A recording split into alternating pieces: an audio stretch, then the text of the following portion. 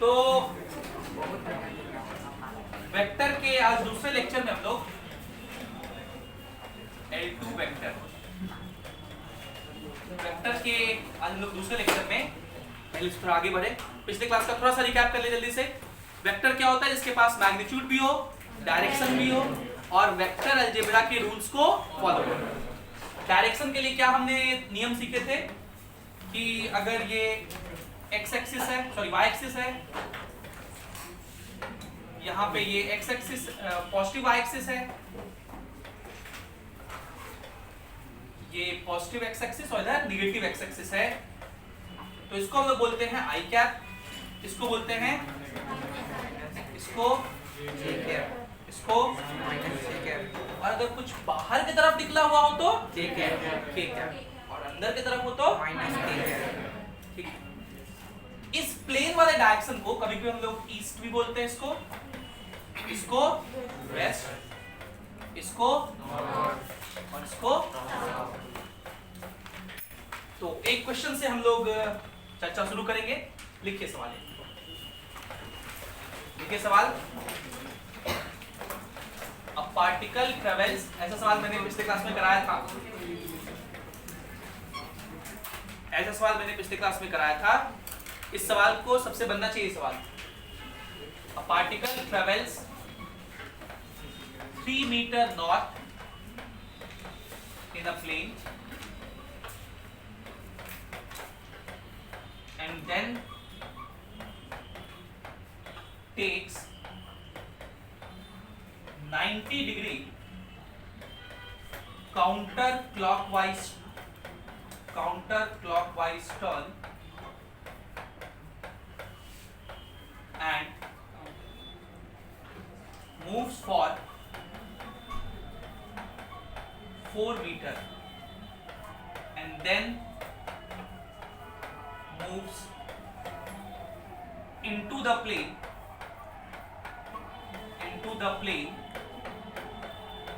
for 10 meter. Find distance and displacement. Find distance and displacement of particle. आपको इस particle का distance भी बताना है और डिस्प्लेसमेंट भी बताना है। तो लिखिए, ट्राई करिए, 2 मिनट का समय है आपके पास।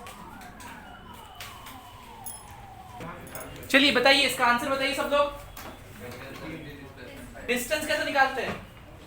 डिस्टेंस तो सीधा सीधा पाथ लेंथ ऐड कर दीजिए।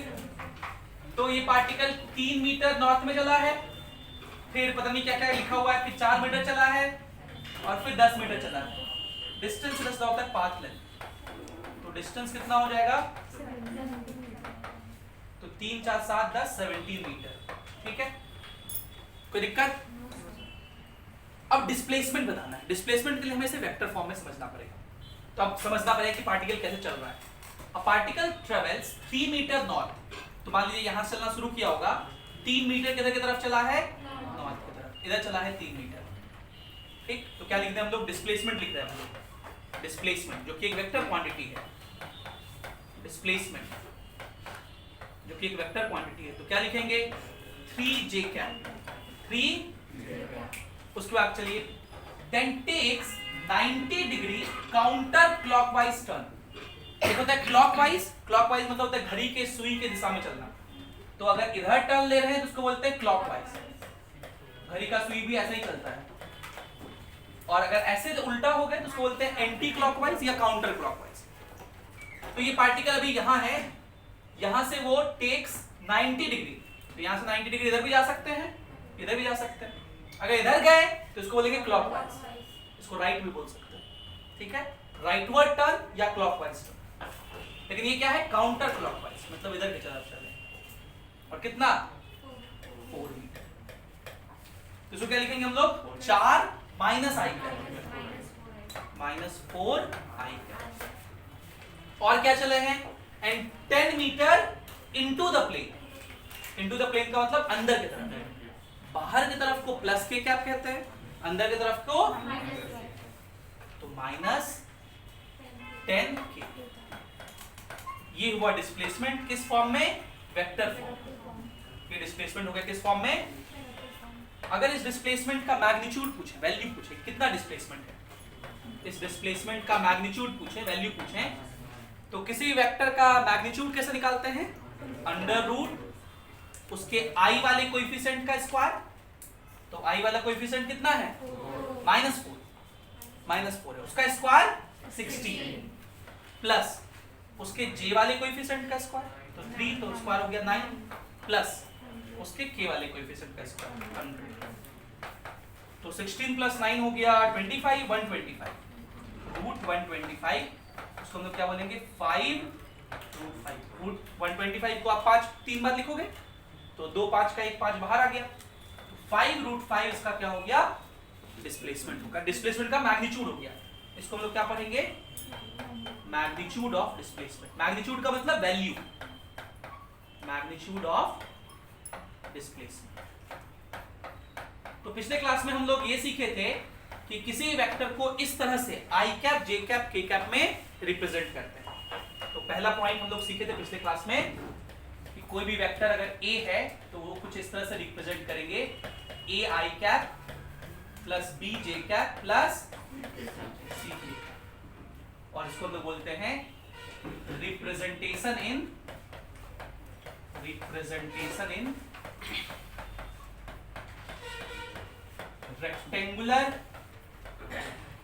Rectangular Cartesian system. सिस्टम को क्या नाम देते हैं, रेक्टेंगुलर कार्टेशियन सिस्टम। इस नाम का अभी आपके लिए बहुत महत्व नहीं है क्योंकि आप कोई और सिस्टम जानते ही नहीं है, बस यही जानते हैं एक्स इधर होता है, वाई इधर होता है, जेड इधर होता है। लेकिन आगे चल के आप जानेंगे कि बहुत सारे ऐसे सिस्टम होते हैं, सिलिंड्रिकल सिस्टम होता है, पोलर सिस्टम होता है, स्फेरिकल सिस्टम होता है, और वहां पे रिप्रेजेंटेशन अलग तरह से होता है। तो अभी बस आप यही जान रहे हैं, जिसको हम लोग बोलते हैं रेक्टेंगुलर कार्टेशियन सिस्टम। फिर हमने सीखा था किसी वेक्टर का मैग्नीट्यूड कैसे निकालते हैं, इसको बोलते हैं मैग्नीट्यूड। और मैग्नीट्यूड कैसे निकालते हैं, अंडर रूट x वाला कोएफिशिएंट तो हो गया a स्क्वायर प्लस y वाला कोएफिशिएंट हो गया b square plus c square, इस तरह से निकालते हैं। अब यहां से कहानी को थोड़ा सा और आगे बढ़ाते हैं और इसी क्वेश्चन में एक दो पॉइंट और हम लोग सीख लेते हैं। देखो डिस्टेंस बाय टाइम जो होता है वो स्पीड होता है। डिस्टेंस बाय टाइम क्या होता है, स्पीड। इसको एवरेज स्पीड भी बोलते हैं। और डिस्प्लेसमेंट बाय टाइम जो होता है वो वेलोसिटी होता है। वो क्या होता है, वेलोसिटी। तो ये लिखिए और इसके बाद एक सवाल लिखिए, फिर इसको लिखो और फिर हम लोग एक सवाल लिखेंगे।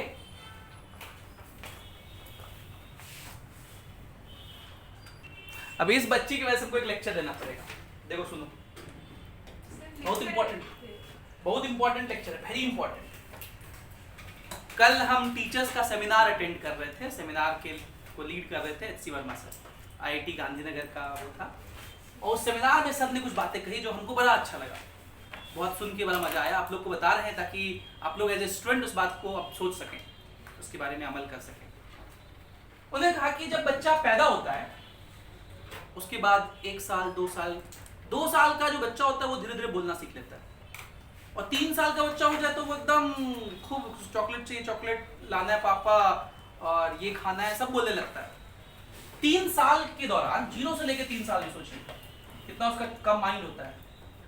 0 से लेके 3 इयर्स में एक बच्चा पूरा का पूरा एक लैंग्वेज सीख लेता है, पूरा का पूरा। उसे वार्तालाप करने आता है अच्छे से, वो अपने शब्दों को, अपने एहसास को बयां कर सकता है। कर सकता है कि नहीं कर सकता? 3 साल का बच्चा, छोटा बच्चा से बात आप आराम से कर सकते हैं कि नहीं कर सकते? एक लैंग्वेज वो खुद से कितने साल में सीखता है, और उस पर दूसरा लैंग्वेज सिखाने में, अंग्रेजी सिखाने के लिए हम लोग जब चौथे साल से उसको किंडरगार्टन LKG में भेजते हैं, और 12th में आ गए हो, 11th में आ गए हो, फिर भी क्या अंग्रेजी में उतनी फ्लुएंसी आ पाती है जितनी उसमें थी? नहीं। क्यों? आएंगे इस पर। सिर्फ वो भाषा नहीं सीखता है, वो ह्यूमैनिटीज के सब्जेक्ट भी, सोशल साइंस भी सीख लेता है।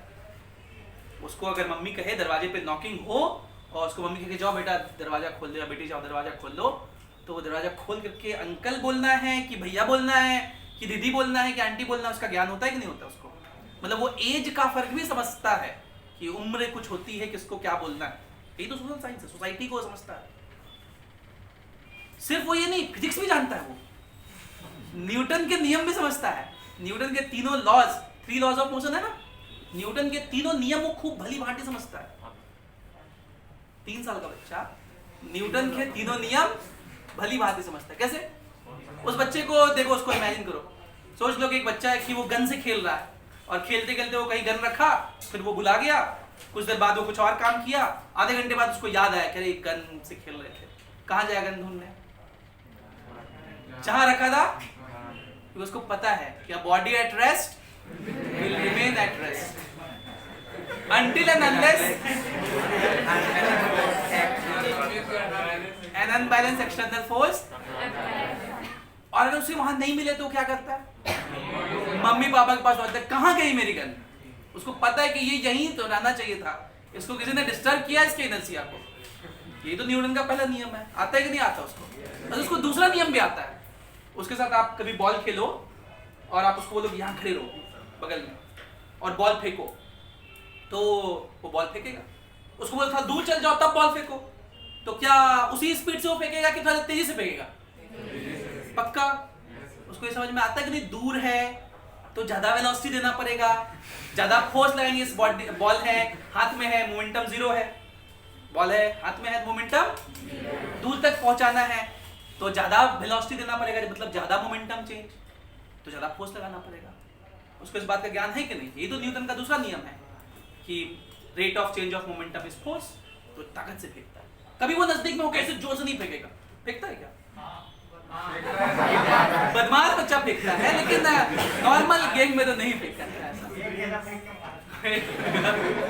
तुम्हारे साथ वैसा ही हुआ होगा, तुम्हारे साथ वैसा ही करता है। अच्छा, उसको तीसरा नियम भी पता होता है, न्यूटन का तीसरा नियम भी उसे पता होता है। उसको बोलो कि जाओ यहाँ से दौड़ के और दीवार में टकरा जाओ, करेगा वो? मैक्सिमम क्या करेगा? दौड़ के जाएगा, दीवार के पास आगे रुक जाएगा। उसको पता है कि जितना जोर से हम दीवार में मारेंगे, दीवार भी हमको उतना ही जोर से मारेगा। For every action there is equal and, यही न्यूटन का तीसरा नियम था। तीनों लॉ उसको पता है कि नहीं पता है? भले उसकी थ्योरीज वो लिख नहीं सकता हो इसको, अच्छा उसको गिनती, नंबर्स ये भी पता होता है। भले उसको 1 क्या होता है, 2 क्या होता है, 3 क्या होता है नहीं पता हो, लेकिन आप उसके सामने उसकी छोटी बहन या बड़ी बहन को 3 चॉकलेट दे दीजिए, उसको 2 चॉकलेट दे दीजिए, उसको पता चल जाएगा कि ये धोखा हो रहा है मेरे साथ, ये तो अलग अलग है, ये नंबर ज्यादा है, ये नंबर। उसको नहीं पता कि इसको 3 कहते हैं, इसको 2 कहते हैं, लेकिन उसको ग्रेटर देन लेस देन का सिंबल भी नहीं आता है, लेकिन उसको इस बात का एहसास है कि ये ज्यादा है और ये कम है। इसको बोलते हैं नेचुरल प्रोसेस ऑफ लर्निंग। अब यहां से सुनना है, वो 3 साल के दौरान जो बच्चा होता है वो अपने आसपास की चीजों को बहुत अच्छे से ऑब्जर्व करता है, सीखता है। उसे कोई सीखने के लिए फोर्स नहीं करता है। कोई टीचर ये नहीं कहता है कि तुम मेरी तरफ देखो देखो सिखा रहे हैं यहाँ सीखो, वो अपने आप सीखता है। और जब नेचुरल प्रोसेस ऑफ लर्निंग से वो सीखता है तो बहुत जल्दी से वो चीजों को सीख जाता है, बहुत क्विकली। लेकिन जब वो बच्चा 3 साल 4 साल का होता है तो हम उसे टीचर के यहाँ भेज देते हैं, स्कूल में भेज देते हैं, और स्कूल पहला दिन ही कहता है इधर देखो ये जो बोर्ड पे लिखे हैं छापो यही। बच्चा सोचता है नहीं हम खाना खाएंगे, वो बच्चा सोचता है कि हम खाना खाएंगे, टिफिन से निकाल के खाना शुरू करता है। टीचर कहता नहीं खाना नहीं खाना है अभी, टिफिन नहीं हुआ है। वो 4 साल 5 साल का बच्चा प्रोटेस्ट करता है कि नहीं हम तो खाइबे करेंगे, तो बंद कर दो, हम तो खाना खाएंगे ही खाएंगे। वो टिफिन खोल के खा लेता है, एक दिन तो उसकी मिस मारती है उसको लेग पर, है ना, आगे से नहीं खाता है बेचारा। उसका तो वो किसी से बात कर रहा हो आसपास में तो क्या होता है, कीप क्वाइट, एकदम जोर से डस्टर पर देखिए मैडम, वो डर जाता है, सहम जाता है। 3-4 साल वो भी प्रोटेस्ट करता है, चौथा 5वां तक, लेकिन जब वो देखता है कि इस प्रोटेस्ट का कोई फायदा नहीं होने वाला है तो फिर वो कहता है ठीक है बादशाह साहब, देखो इधर, देखना शुरू कर देता है, लिखो ये, तो लिखना शुरू कर देता है। आपके साथ यही हुआ है, मेरे साथ भी यही हुआ था, और आने वाले भविष्य में भी बहुत सारे बच्चों के साथ यही होगा। लेकिन अगर हम लोग इस पर थोड़ा सा भी अमल कर सके, चेंजेस ला सके, तो ये आपके भविष्य के लिए बहुत अच्छा होगा। जब इनकाउंटर बैच बनता है तो वहां हम लोग कोशिश करते हैं इस चीज को इम्प्लीमेंट करने का। आप सीखिए, खुद से अपने पेस से सीखिए। और मैंने ऐसे बहुत सारे एक्सपेरिमेंट किए हैं जब मैं नॉर्मल बैच में पढ़ाता हूँ तो डेरिवेशंस करके दिखाता हूँ, लेकिन वही जब इनकाउंटर बैच में पढ़ाता हूँ तो मैं सिर्फ बताता हूँ कि डेरिवेशन ऐसे से होते हैं, आप ट्राई करो, खुद से करो, और करते हैं बच्चे। तो ये जो सेशंस मैंने टारगेट दिया है आपको, टारगेट्स जो मैं देता हूँ, ये उसी नेचुरल लर्निंग का एक पार्ट है। आज मेरे पास 2 बच्चा आया, अब हम उसका चेहरा भी नहीं सही से याद है, इस बैच का था उस बैच का था, जैसे पापा बोले कि घर में मत पढ़ना, मतलब ये मत देखो, समझ में नहीं आता है ना, मत देखो, टारगेट्स मत कंप्लीट करो। मुझे ठीक है, कोई बात नहीं, जाओ। तो पापा बोले तो मानो पापा का बात, लेकिन एक नेचुरल प्रोसेस होता है लर्निंग का, आपको मन से सीखना है लर्निंग। कोई फोर्स करके आपको कितना भी चाहे, तो एक डायलॉग है ना कि चाबुक के डर से तो सर्कस का शेर भी इधर उधर करने लगता है। आपको चाबुक के डर से नहीं चलना है, आपको नेचुरल प्रोसेस ऑफ लर्निंग चलना है ना, सीखना है। कोई कहता है तो आपको गाइड कर रहा है, मैं आपका टीचर नहीं हूँ, मैं आपका बस गाइड हूँ, मैं आपको सिखा सकता हूँ, मैं आपको पढ़ा नहीं सकता, मैं आपको पढ़ना सिखा सकता हूँ। देखो ऐसे से पढ़ना है। आप फर्स्ट बार एनसीईआरटी पढ़ते हो, आपको कुछ नहीं समझ में आता है, और मैं जब एनसीईआरटी पढ़ता हूँ तो मुझे चरम सुख का आनंद होता है, आहा कितना अच्छा लिखा हुआ है, इतने अच्छे से राइटर ने सोचा होगा, मुझे ऐसा फीलिंग आता है। और मैं चाहता हूँ कि आप भी उसको पढ़ के वैसा आनंद उठाएं, पढ़ के सब्जेक्ट में इंटरेस्ट लें। और इसलिए मैं एनसीईआरटी की सारी बातें क्लास में लिखता हूँ, और तब आप जब चीज़ों को पढ़ लें और वापस से एनसीईआरटी जाके पढ़ें, या कोई भी बुक जाके पढ़ें, तो आपको उसको पढ़ने में इंटरेस्ट जगेगा, मजा आएगा। अच्छा हाँ, ये सर बताए थे, ऐसे से ये चीज़ें रिलेट हो रही है। एक बार में आपको समझ में नहीं आएगा पहली बार में, लेकिन एक बार जब यहाँ सीख लोगे, फिर एनसीईआरटी जाके सीखोगे, पढ़ोगे, तो आपको समझ में आएगा। तो इस नेचुरल प्रोसेस ऑफ लर्निंग जो आपका बचपन का प्यार था, 3 क्लास का उसको छीन लिया गया है, उसको अब वापस से जगाने का समय आ गया। इसलिए उसको जगाइए, घर में पढ़िए, मेहनत करिए, अपने खुशी के लिए करिए। आपको सब्जेक्ट पढ़ के मजा आना चाहिए, जबरदस्ती पढ़ के कोई फायदा नहीं। क्या सवाल था? हमने ये लिख लिया कि डिस्टेंस कितना होता है, डिस्प्लेसमेंट कितना होता है। हम लोग इसी में लिख रहे हैं अगला सवाल, कि लिखिए सर। हाँ बोलो। लिख रहे थे। अब जल्दी लिखो यार, लिखो। In previous problem if time taken by particle is 5 seconds, comma, find its speed and velocity. Find its speed and velocity. आपको इसका स्पीड और वेलोसिटी बताना है। और मैंने आपसे कह दिया कि स्पीड का क्या फॉर्मूला होता है? Distance by time. और वेलोसिटी का फॉर्मूला क्या होता है? Displacement by time. ये फर्क है दोनों में। वेलोसिटी एक वेक्टर क्वांटिटी क्योंकि डिस्प्लेसमेंट से रिलेट होकर आया है, और स्पीड क्या है? एक स्केलर क्वांटिटी। हम लोग इसे बेसिक मैथ्स का हिस्सा क्यों कहते हैं?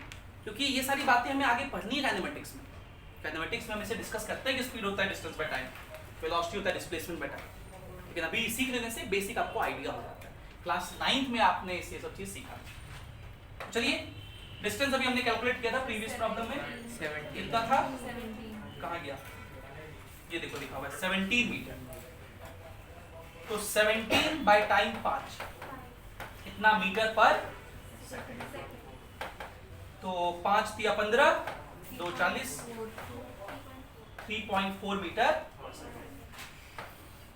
और डिस्प्लेसमेंट कितना था? 5√5 बाय टाइम कितना है? 5 बाय 5 कटेगा √5 का वैल्यू होता है 2.23 सेकंड, 2.23 मीटर पर सेकंड। ये इसका वेलोसिटी होता है। ठीक है। एक चीज और हमने पिछले क्लास में डिस्कस किया था आपसे कि अगर कोई वेक्टर है a, ai cap plus bj cap plus ck cap, तो इसके पास 2 चीजें हैं, मैग्नीट्यूड और इसके पास 2 चीजें हैं, मैग्नीट्यूड और डायरेक्शन। इसका मैग्नीट्यूड कितना है, तो इसका मैग्नीट्यूड हम लोग निकालने सीखे अंडर रूट ए स्क्वायर, मतलब आई वाला का कोएफिशिएंट का स्क्वायर प्लस। अब इसके डायरेक्शन को बताने का दो तरीका है। इसके डायरेक्शन को बताने कितने तरीके हैं, दो। डायरेक्शन बताने का टू वेज है, दो वेज है। पहला तरीका है, इसको बोलते हैं डायरेक्शन कोसाइंस। क्या बोलते हैं, डायरेक्शन कोसाइंस। और दूसरा तरीका जो है उसको बोलते हैं यूनिट वेक्टर। यूनिट, तो जब भी हम कहें कि यूनिट वेक्टर लिखो, मतलब हम बात करना चाह रहे हैं बेसिकली डायरेक्शन की, या डायरेक्शन कोसाइन भी लिखें तो हम लोग डायरेक्शन की ही बात करना चाह रहे हैं, लेकिन दोनों में थोड़ा सा फर्क है। उन फर्क को समझते हैं। डायरेक्शन कोसाइन मैंने पिछले क्लास में आपको समझाया था, एक बार फिर समझिए। अगर हम लोग ये एक प्लेन कंसीडर करें,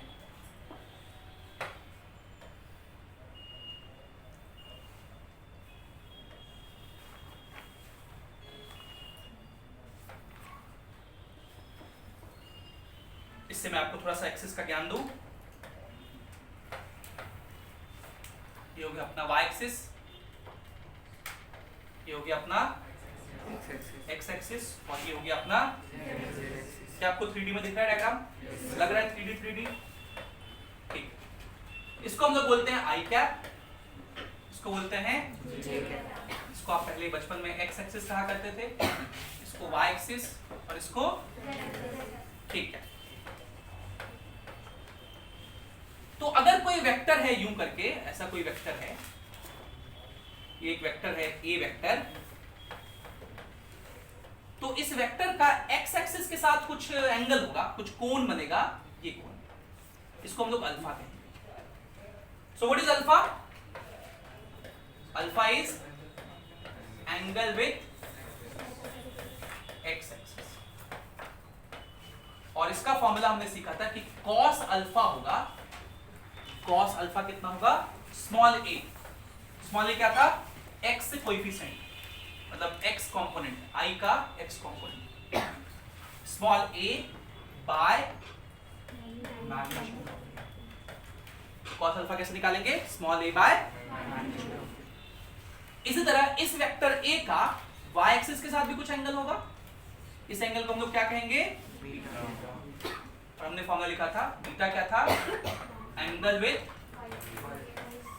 y axis, angle with y axis. और इसका फॉर्मूला होगा cos beta is equals to y axis के साथ एंगल है, तो y वाला कंपोनेंट कितना था, b bye magnitude of a। और इसी तरह z एक्सिस के साथ भी इस वेक्टर का कुछ एंगल होगा, ये एंगल, इसको हम लोग क्या बोलेंगे, गामा, ऐसे y से लिखते हैं गामा, इसको बोलते हैं angle with z axis, angle with z axis. और फॉर्मूला क्या लिखा था हमने, cos गामा बराबर c bye magnitude of a। ठीक है, हमने एक फॉर्मूला और डिराइव किया था इनके हेल्प से एक फॉर्मूला और डिराइव किया था। क्या डिराइव किया था कि अगर आप cos स्क्वायर अल्फा करो प्लस cos स्क्वायर बीटा करो प्लस cos स्क्वायर अल्फा का मतलब इसका स्क्वायर कर दो, ये हो जाएगा a square by magnitude of a का स्क्वायर, प्लस ये क्या हो जाएगा, b square by plus c square by, अब देखिए सबका एलसीएम तो सेम ही होगा, मैग्नीट्यूड ऑफ a का स्क्वायर, ऊपर में क्या मिला, और जरा पीछे देखिए, इस वेक्टर का मैग्नीट्यूड तो ये था ना जी, under root a square plus b square plus c square. तो अगर मैं मैग्नीट्यूड ऑफ a का स्क्वायर पूछूं आपसे, इधर b स्क्वायर हो जाएगा, ये रूट गया काम से, क्या बचा, ये तो यहाँ लिखा हुआ है, ये दोनों क्या हो गए, करके कितना हो गया। तो ये फॉर्मूला हमें याद रखना है, क्या कंक्लूजन याद रखना है, therefore cos square alpha cos square beta plus cos square gamma is equals to 1। ये फॉर्मूला हमने सीखा, ठीक। अब इसमें आपसे सवाल पूछे जा सकते हैं, जैसे मैं एक एग्जांपल देता हूं, आपसे क्वेश्चन देता हूं कि अगर एक वेक्टर a है 2i cap plus 3j cap plus 4k cap, तो आपको फाइंड करना है find alpha beta and gamma, find alpha beta and, और ये अंडरस्टूड सी बात है कि अल्फा क्या होता है, बीटा क्या होता है, गामा क्या होता है। अल्फा मतलब angle with x axis, beta मतलब एंगल विद y एक्सिस, और गामा मतलब एंगल विद z एक्सिस। निकालिए जरा।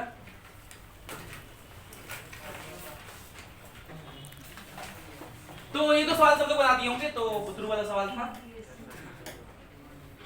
ये सवाल तो आप लोग सब बना दिए होंगे। क्या था वेक्टर a, क्या है 2i cap plus 3j cap plus 4k cap.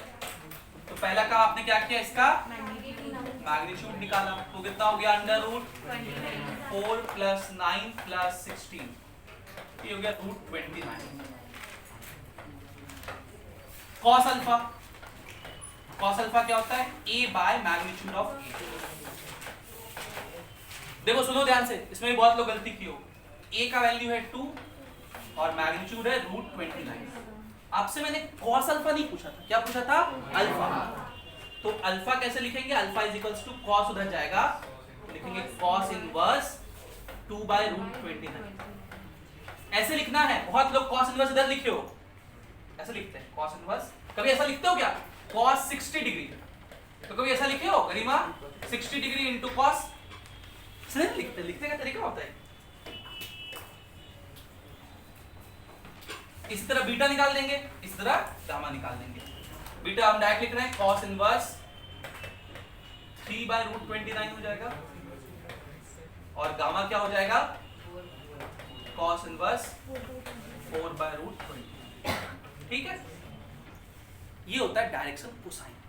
हम लोग क्या सीख रहे हैं कि किसी भी वेक्टर के पास दो चीज होता है, किसी भी वेक्टर के पास मैग्नीट्यूड और डायरेक्शन। तो डायरेक्शन निकालने का एक तरीका है कि हम उस वेक्टर का सारे एक्सिस से एंगल बता दें कि एक वेक्टर है जो इतने मैग्नीट्यूड का है, एक्स एक्सिस से इतना एंगल बनाते हुए है, वाई एक्सिस से इतना एंगल बनाते हुए है, जेड एक्सिस से इतना एंगल बनाते हुए। उसकी बातें संपूर्ण हो गई, आप मैग्नीट्यूड बता दोगे और उतने एंगल को ड्रॉ करके उस वेक्टर को ड्रॉ कर लेंगे। बताने का दूसरा तरीका है कि हम यूनिट वेक्टर की चर्चा करें। तो यूनिट वेक्टर किस काम के लिए हम लोग बना रहे हैं, डायरेक्शन बताने के लिए। तो अब हेडिंग डालिए यूनिट वेक्टर। क्या हेडिंग डालना है आपको, unit vector, unit vector, unit vector. Unit word का मतलब क्या होता है, वन। यूनिट वर्ड का बेसिक मतलब क्या होता है, वन। तो ये एक ऐसा वेक्टर है जिसका मैग्नीट्यूड 1 है, ये एक ऐसा वेक्टर है इसका मैग्नीट्यूड 1 है, और इसका काम क्या है, डायरेक्शन बताना। काम क्या है, डायरेक्शन बताना। तो लिखिए it is a vector, it is a vector of magnitude 1 which tells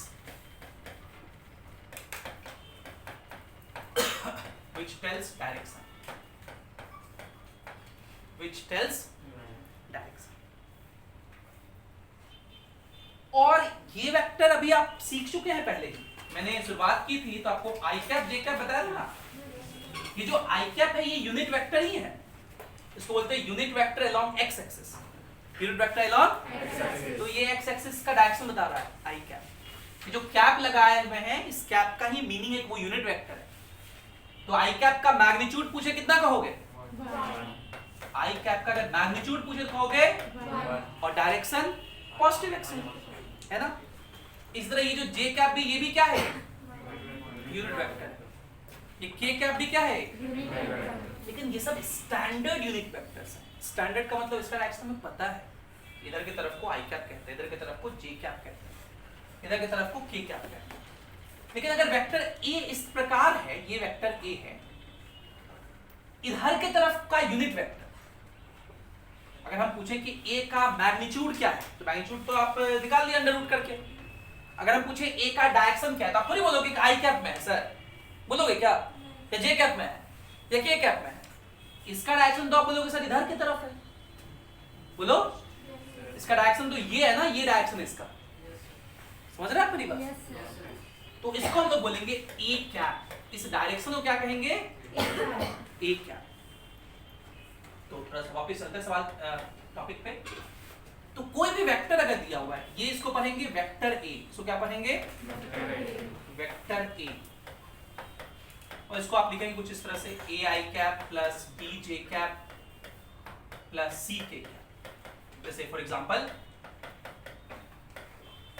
मान लीजिए कोई एक वेक्टर लिखा हुआ है, ए वेक्टर 3 आई कैप प्लस 4 जे कैप माइनस 10 के कैप, ऐसा लिखा होगा।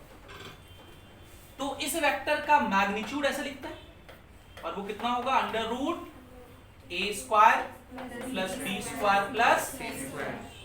जैसे इसका मैग्नीट्यूड अगर पूछें तो आप लिखेंगे अंडर रूट 3 स्क्वायर हो गया 9 प्लस 16 प्लस 100, क्योंकि माइनस का स्क्वायर भी प्लस ही होता है, ये हो गया 5 रूट 5। इस वेक्टर के पास मैग्नीट्यूड तो है ही, इस वेक्टर के पास और क्या चीज है, तो अगर इस वेक्टर से पूछे कि भैया ये बताओ तुम्हारा मैग्नीट्यूड कितना, तो बोलेगा कितना। इस वेक्टर ए से पूछे कि तुम्हारा मैग्नीट्यूड कितना, बोलेगा 5 रूट 5।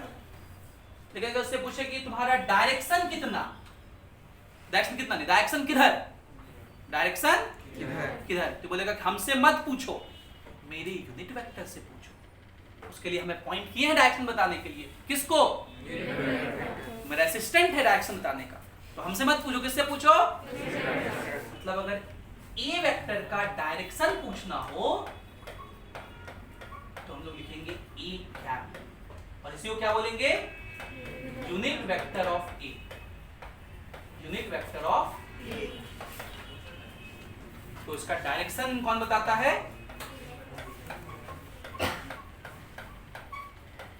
A cap. और इसको निकालने का तरीका है कि आप वेक्टर लिखिए और उसको उसी के मैग्नीट्यूड से क्या कर दीजिए, किसी वेक्टर को जब उसी के मैग्नीट्यूड से डिवाइड कर दिया जाता है तो हमें यूनिट वेक्टर मिलता है। और कैसे लिखते हैं उसको, ए के ऊपर इस तरह से टोपी पहना देते हैं, cap, CAP cap, A cap पढ़ते हैं इसको। तो अगर मुझे इसका यूनिट वेक्टर निकालना हो तो कैसे निकालेंगे, ये वेक्टर लिखेंगे 3 आई कैप प्लस 4 जे कैप माइनस 10 के कैप, और इसको इसी के मैग्नीट्यूड से क्या कर देंगे, 5 रूट 5 से डिवाइड करेंगे। अभी कैसा दिखेगा, कैसा दिखेगा ये देखिए, ये हमें कुछ ऐसा दिखेगा। इस ए कैप को आप लिख सकते हैं, ये 5 रूट 5 सब में डिवाइड कर दीजिए, तो 3 by 5 root 5 i cap plus 4 by minus 10 by 5 root 5, और ये 5 से 10 2 बार में कट जाएगा, तो 2 बाय रूट 5 उधर दिखेगा, बाकी तो कहीं कटेगा नहीं। ये इस ए वेक्टर का डायरेक्शन होगा, ये इस ए वेक्टर का डायरेक्शन। लेकिन आप सोचेंगे सर फीलिंग नहीं आ रहा, आई कैप वाला फीलिंग आ रहा था इधर, जे कैप वाला फीलिंग आ रहा था इधर, के कैप वाला फीलिंग आ रहा था इधर, लेकिन इसमें सर फीलिंग नहीं आ रहा है। तो आपको फील नहीं लेना है, इसको फील नहीं कर सकते आप, डायरेक्शन इसको फील नहीं कर सकते, लेकिन इसका इस्तेमाल हम लोग किया करेंगे। और कैसे इस्तेमाल करेंगे वो एक सवाल से समझते हैं हम लोग, एक उदाहरण से समझते हैं कैसे इस्तेमाल किया करेंगे। तो जैसे हम लोग एक सवाल लिखे कि एक वेक्टर ए है जो है 3 आई कैप प्लस 4 जे कैप, ठीक है, और एक वेक्टर बी है जो कि है 6 आई कैप प्लस 8 जे, थोड़ा सा इसमें चेंजेस करें हम, ये है 12 आई कैप प्लस 5 जे, ठीक है। और मैं आपसे पूछूं कि आप एक नया वेक्टर बताइए, फाइंड अ वेक्टर, मतलब आपको एक वेक्टर मैं बताने कह रहा हूं, एक वेक्टर बताइए whose magnitude is same as vector A, जिसका मैग्नीट्यूड कितना है, उतना ही है जितना A का है, and is in the direction of B. क्या मतलब इसका, क्या मतलब इसका? इसका मतलब कि आपको एक वेक्टर बताना है, फाइंड अ वेक्टर। तो उस वेक्टर का कुछ नाम ले लेते हैं, ए बी यूज है तो हमने नाम क्या लिख लिया, सी वेक्टर बताना है। कोई भी वेक्टर के पास कितना चीज होता है, तो एक उसका, तो इस डब्बे में हम उसका मैग्नीट्यूड लिख देंगे और दूसरे डब्बे में उसका, ये इसका मैग्नीट्यूड होगा और यहां उसका डायरेक्शन लिखेंगे। ठीक है, क्वेश्चन क्या कर रहा है कि ऐसा वेक्टर है जिसका magnitude, whose magnitude is same as A, जितना ए का मैग्नीट्यूड है उतना ही इसका भी मैग्नीट्यूड है। तो कहां है ए भैया, ये रहा ए भैया। इससे पूछो ओ भाई तेरा मैग्नीट्यूड कितना, तो क्या बोलबे, अंडर रूट 3 का स्क्वायर 9 प्लस 16 5, तो इसका मैग्नीट्यूड हो गया 5। And is in the direction of B, मतलब इसका जो डायरेक्शन है वो किसके बराबर है, B। तो बी से पूछो कि आई भैया तुम्हारा डायरेक्शन क्या है, वो देखो हमसे मत पूछो, किससे पूछो, मेरे यूनिट वेक्टर से पूछो। तो इस बी के यूनिट वेक्टर को खोजिए, तो भैया बी तुम्हारा यूनिट वेक्टर कहाँ है, तो बोलेगा कि अगर मेरा यूनिट वेक्टर चाहिए तो मुझे लिखो और मेरे ही मैग्नीट्यूड से मुझे भाग लगा दो, डिवाइड कर दो। तो बी वेक्टर कितना, 12 i कैप प्लस, और इसका मैग्नीट्यूड कितना, 13 अंडर रूट 12 का स्क्वायर होता है 144 प्लस 5 का 25। ये इसका यूनिट वेक्टर निकल गया। और ये जो b कैप आया है ये किसका डायरेक्शन है, b का, और आपको जो वेक्टर निकालना है उसका भी डायरेक्शन वही है, तो उसका डायरेक्शन यहां लिख दीजिए 12 i कैप अपॉन 30, ये ब्रैकेट में लिखेंगे हम लोग, बीच में इनटू का साइन, तो मैग्नीट्यूड मिल गया और प्रोसेस को एक लाइन और साफ साफ लिख दें, ये 5 इधर मल्टीप्लाई होगा तो ये हो जाएगा 60 by 13 i cap plus 25 by 13 i j cap. यह वह वेक्टर है जिस जो सवाल हमसे पूछ रहा था, जिसका मैग्नीट्यूड वैल्यू a के बराबर है और इसका डायरेक्शन वही है जिस डायरेक्शन में b है। समझ गए? मतलब अगर b कहे कि इधर की तरफ है कोई डायरेक्शन में, तो ये c भी उधर ही की तरफ है। उसका लेंथ वैल्यू मैग्नीट्यूड, मैग्नीट्यूड का मतलब उसका लेंथ, लेंथ a के मैग्नीट्यूड के बराबर है, जितना a का लेंथ है उतना ही उसका भी लेंथ है। आई बात? अब थोड़ा सा फील हुआ यूनिट वेक्टर का इस्तेमाल, पक्का? क्या काम होता है यूनिट वेक्टर का? चलो तो इसको लिखो, फिर ये वाला सवाल जो दिए थे लिखो। हाँ समझ गए। चलिए तो अब हम लोग अगला चीज सीखते हैं और वो है एडिशन ऑफ टू वेक्टर्स। दो वेक्टर अगर हमारे पास हैं तो उनका जोड़ सम कैसे करेंगे ये हम लोग सीखने वाले हैं। तो हेडिंग डालिए addition, addition and subtraction of two vectors। दो या दो से ज्यादा भी हो सकता है, ऐसा कुछ दिक्कत नहीं है। टू वेक्टर्स,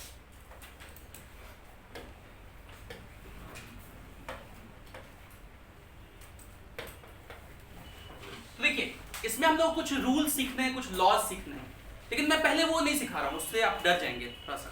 पहले लोग आसान चीजों में समझें, आसान भाषा में समझें।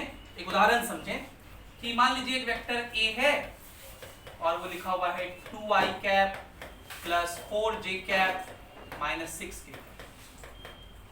a वेक्टर लिखा हुआ है b वेक्टर और वो लिखा हुआ है minus i cap plus 3j cap plus 8k cap. और एक वेक्टर c लिखा हुआ है 2i cap minus 5j cap minus 10k। और अगर मैं आपसे पूछूं कि फाइंड, बताइए पहला कि a plus b plus c कितना होगा,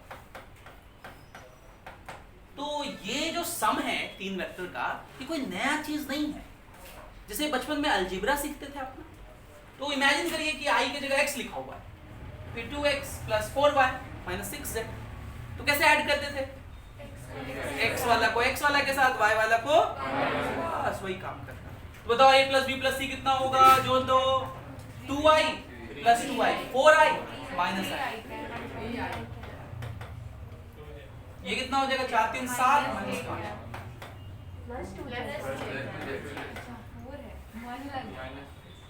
5 -6, ये -10 -16 प्लस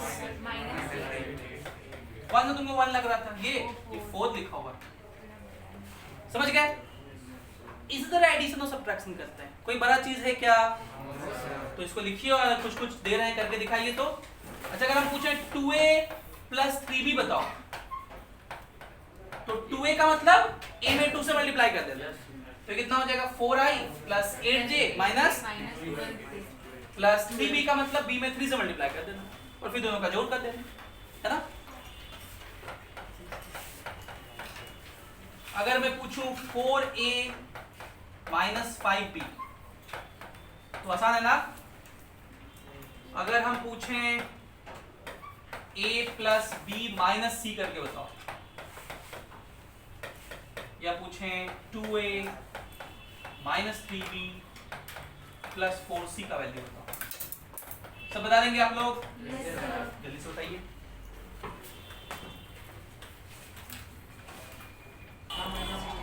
चलिए, तो ये 7 पार्ट है इस सवाल के। आंसर देखते हैं हम लोग। पहले खुद से कर लिए आप लोग। पहले में है 2a + 3b, देखो क्या हो गया था?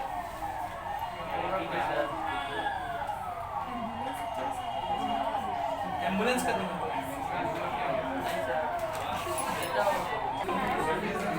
चलिए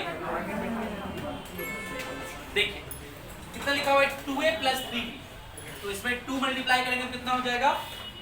4i कैप + 8j कैप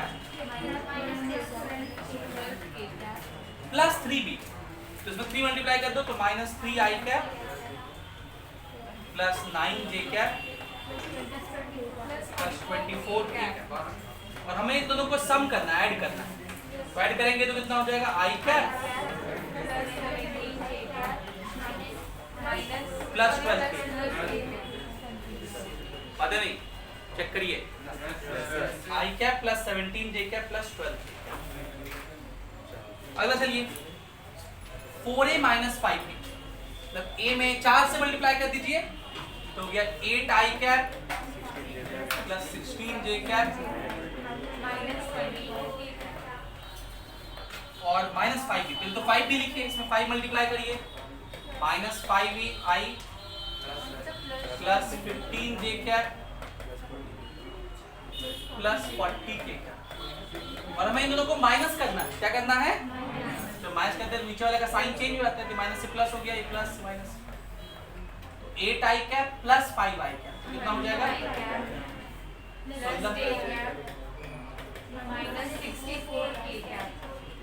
ठीक है, क्या? हाँ, मतलब जैसे भी करो, ठीक है, ये हो गया।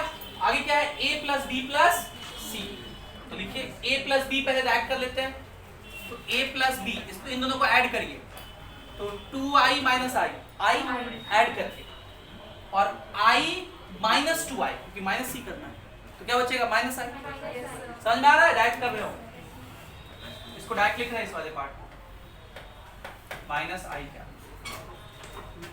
4 + 3 7 हो गया, -5 तो 12 हो जाएगा, तो +12 -6 + 8 +2 हो गया, फिर -10 तो +10 हो जाएगा, तो +12 +12k। ठीक है, अगला है 2a - 3b + 4c, इसका वैल्यू, तो 2a, इसमें 2 मल्टीप्लाई कर दीजिए, तो कर लेते हैं 2 मल्टीप्लाई, ये हो गया 4i cap + 8j cap - 12k cap, -3b, इसमें -3 से मल्टीप्लाई कर दीजिए। अच्छा, आप ना स्पेशली कर सकते हो, -3 से इसमें मल्टीप्लाई कर दीजिए, ये हो जाएगा 3i कैप -9 j कैप और -24 k।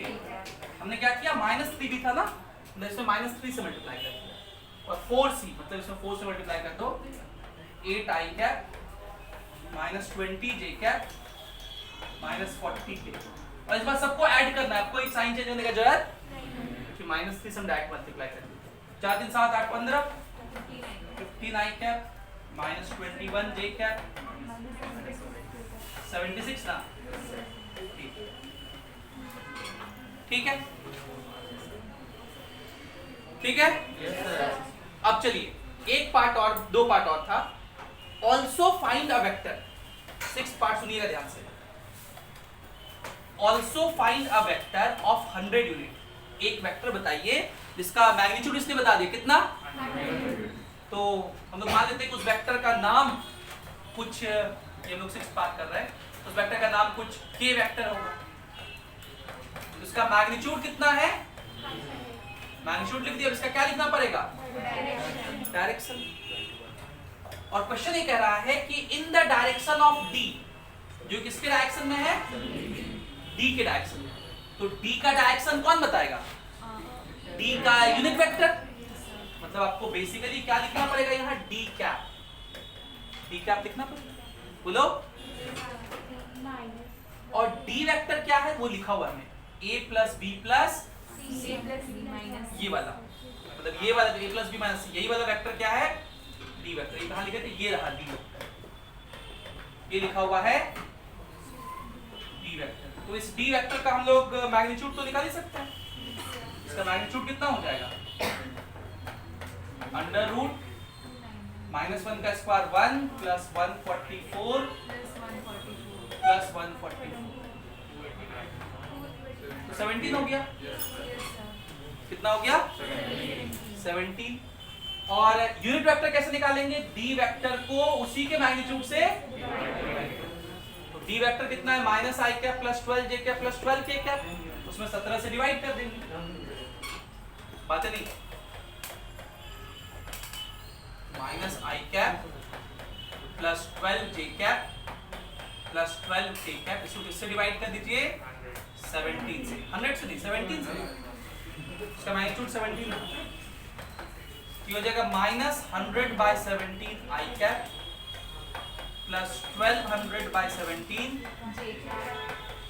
प्लस 1200/17। इस तरह से जो वेक्टर आपसे पूछा गया था वो आप निकाल सकते हो। ये का आंसर हो जाएगा फॉर पार्ट 6। अब 7वें पार्ट के लिए चलते हैं। 7वें पार्ट में हमसे क्या निकालने कहा है, डायरेक्शन कोसाइंस बताने आपको। डायरेक्शन कोसाइंस, डायरेक्शन कोसाइंस का मतलब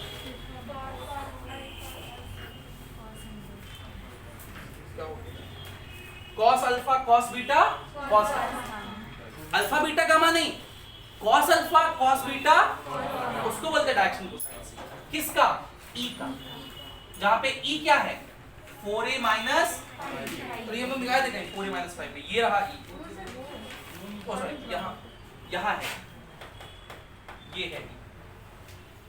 तो ई कितना है 13i cap plus j cap minus 64k cap.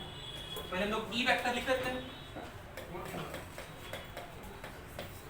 E vector कितना है 13i कैप, ठीक है। इसका हमें डायरेक्शन कोसाइंस बताना है, तो पहले तो इसका मैग्नीट्यूड लिखते हैं। ई वेक्टर का मैग्नीट्यूड अंडर रूट 13 का स्क्वायर कितना 169 प्लस 1 का स्क्वायर 1 प्लस 64 का स्क्वायर, 14 ज्यादा है तो 96, 14 ज्यादा है तो 78, आधा 90 40, ठीक ना। तो ये हो गया 170, 4096 प्लस 170, 6 9 7 16 7 मेरा 1 1 1 2 4266। गलत किया गया क्या, ठीक है।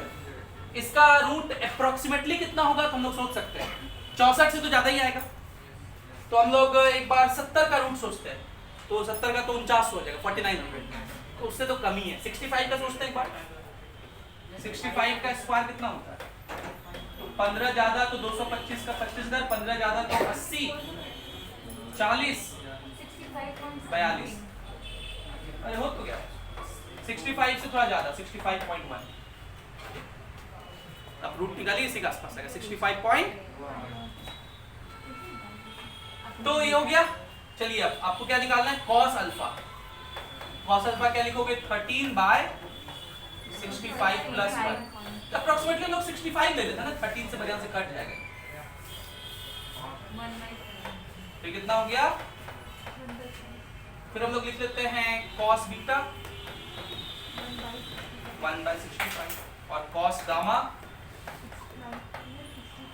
-64/।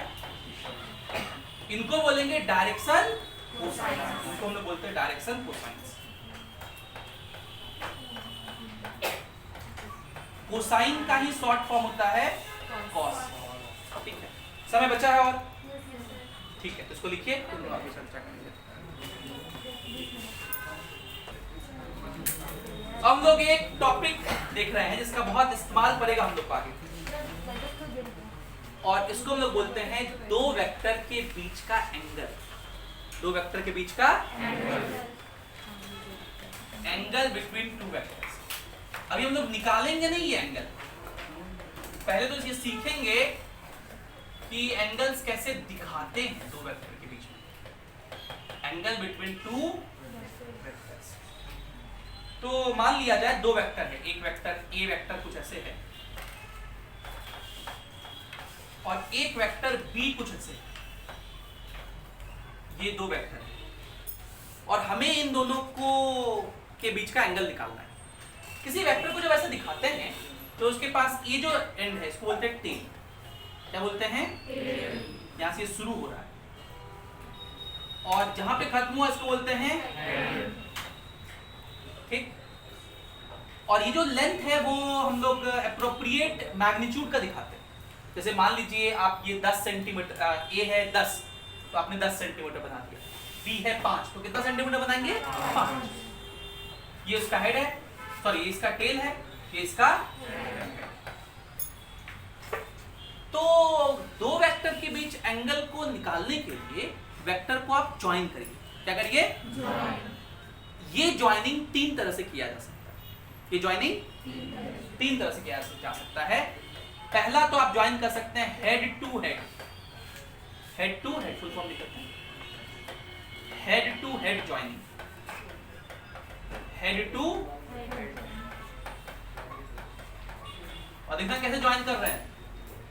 एक वेक्टर को आप एज इट इज रहने दीजिए, किसी भी एक को जिसको मन करे। तो हम मान लीजिए ए को एज इट इज रहने दे रहे हैं, ए को कुछ नहीं करना है, और इस बी वेक्टर को इसी के पैरेलल उठाना है और उठा करके यहां से ला करके यहां लाके रख देना है। हम ला सकते हैं, हम देखो इसको इसी के पैरेलल उठाए और देखो उठा के यहां ला दिए। गलत है, चीटिंग कर रहे है ना? ला दिए ना, वापस दे दे आते चलो ठीक है। ऐसे लाना है, समझ गए? हाँ, हम वापस से लिख देते हैं ऐसे।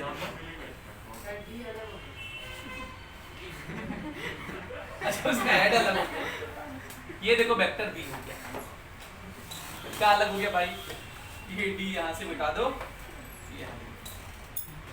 मतलब आप समझ गए मैं कहना क्या चाहता हूं, मेरे भाव को समझ गए कि आप इस वेक्टर को पैरेलली उठा करके यहां लेते हैं तो दोनों के हेड ज्वाइन हो गए ना। जब दोनों के हेड ज्वाइन हो गए तो एंगल देखिए, एंगल कैसे होता है? एक लाइन, एक कॉर्नर और दूसरा लाइन, एक लाइन, कॉर्नर और, तो ये वेक्टर ए, ये कॉर्नर जहां पे दोनों हेड ज्वाइन हुए और दूसरा लाइन, इसको बोलेंगे angle between vectors. Angle between vector किससे लिख रहे हैं?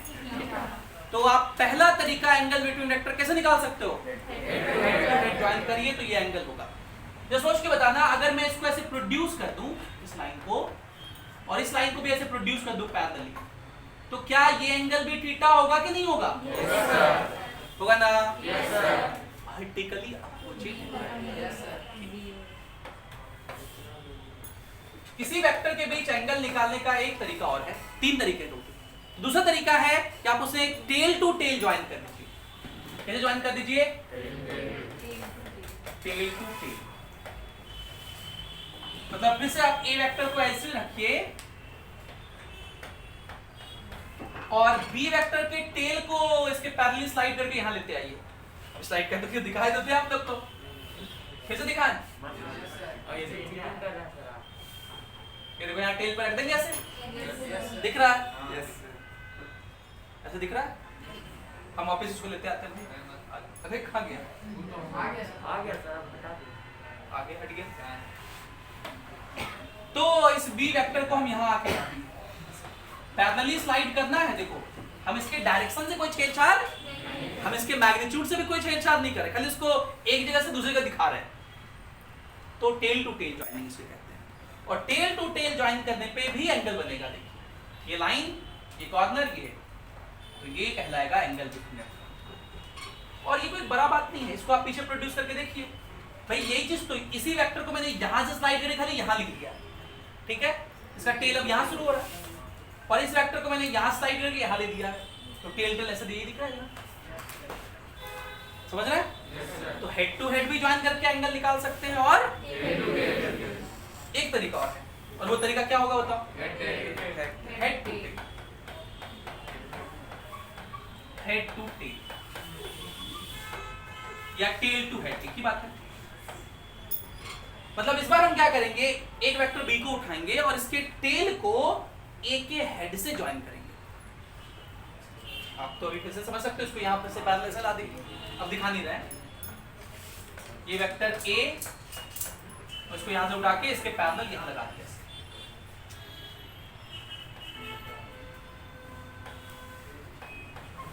सोच के बताना इस बार, क्या आप इस वाले एंगल को इन वेक्टर्स के बीच का एंगल कहेंगे या नहीं कहेंगे? नहीं कहेंगे। ये वाला तो एंगल दिख रहा है हमें, लेकिन आप लोग को ये दिख रहा है कि अच्छा सर इधर तो एंगल 90 से छोटा था, 90 से छोटा था, अचानक से 90 से बड़ा कैसे हो गया? तो अब इस एंगल को एंगल बिटवीन वेक्टर्स कैसे करेंगे? तो एक को प्रोड्यूस करेंगे और फिर दूसरे वाले वेक्टर से ज्वाइन करेंगे, तो ये जो एंगल होगा ये एंगल बिटवीन वेक्टर्स होगा। समझ गए? तो अगर vector head to head join है तो सीधा सीधा एंगल मिल जाता है, टेल टू टेल ज्वाइन है तो सीधा सीधा एंगल मिल जाता है। लेकिन अगर हेड टू टेल ज्वाइन है तब सीधा सीधा एंगल किसी एक को प्रोड्यूस करते हैं और उस प्रोड्यूस्ड लाइन का जो किसी दूसरे के साथ एंगल होगा वो कहेंगे। आप इसको भी प्रोड्यूस कर सकते हैं। अब बी को पीछे प्रोड्यूस कर दो तो ये वाला एंगल भी तो थीटा ही होगा। देखो एक चीज को यहाँ भी दिखाएं। समझ रहे हैं मेरी बात? इसका इस्तेमाल हम लोग अगली कक्षा में करेंगे। अगले क्लास में हम लोग एक रूल सीखेंगे, इसको बोलते हैं ट्रायंगुलर रूल, और एक रूल सीखेंगे इसको बोलते हैं पैरेललोग्राम रूल। तो जब पैरेललोग्राम रूल सीखेंगे तो वहां पे वेक्टर को टेल टू टेल ही ज्वाइन करते हैं। पैरेललोग्राम रूल में वेक्टर कैसे ज्वाइन करते हैं? और जब ट्रायंगुलर रूल होता है तो हम लोग हेड टू टेल ज्वाइन करते हैं। अच्छा एक बात और, टेल टू टेल और हेड टू हेड एक ही चीज है। इसे जो खाली यहाँ कर दो, इसे खाली यहाँ कर दो, तो ये दोनों एक ही चीज है। तो इसलिए इसको भी आप पैरेललोग्राम रूल का कह सकते हैं। ठीक है, ये भी किसके लिए इस्तेमाल होता है? Parallelogram rule. लेकिन हेड टू टेल किसमें होता है? ट्रायंगुलर रूल में। और टेल टू टेल, समझ गए? तो दो वेक्टर के बीच एंगल कैसे निकाल सकते हैं? कैसे भी उसको हेड टू टेल ज्वाइन कर दीजिए, टेल टू टेल ज्वाइन कर दीजिए, हेड टू हेड भी कर दीजिए। लेकिन अगर हेड टू हेड और टेल टू टेल किए हैं तो एंगल डायरेक्टली मिल जाएगा। अगर आपने हेड टू हेड और टेल टू टेल, और अगर हेड टू टेल किया है तो एक को प्रोड्यूस करके दूसरे के साथ जो एंगल होगा उसे एंगल। पक्का? तो आज की कक्षा हम लोग यहीं पे समाप्त करते हैं। मिलते हैं अगले कक्षा में।